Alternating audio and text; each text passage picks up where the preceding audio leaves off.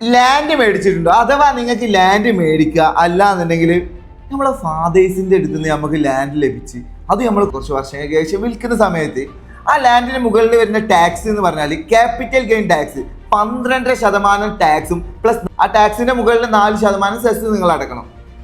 നിങ്ങൾ എക്സാമ്പിൾ പറയുകയാണെങ്കിൽ 50 ലക്ഷം വാല്യൂള്ള ലാൻഡ് നിങ്ങളുടെ ഫാദർ നിങ്ങൾക്ക് തന്നു.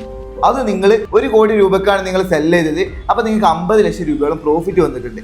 ഈ 50 ലക്ഷം രൂപക്ക് മുകളിൽ 12% ടാക്സ് നമ്മൾ അടക്കണം. ആ ടാക്സിന്റെ മുകളിൽ 4% സെസ് നമ്മൾ കെട്ടണം. എന്നാൽ ഈ ടാക്സ് 0 ആക്കാൻ ഒരു മാർഗമുണ്ട്. ഫസ്റ്റ് ഓപ്ഷൻ എന്ന് പറഞ്ഞാൽ ഈ താഴെ കാണുന്ന 4 ബോണ്ടുകളിൽ നിങ്ങൾ ഡെപ്പോസിറ്റ് ചെയ്യുകയാണെന്നുണ്ടെങ്കിൽ നിങ്ങൾ യാതൊരുവിധ ഇൻകം ടാക്സും കെട്ടേണ്ടതായിട്ടില്ല.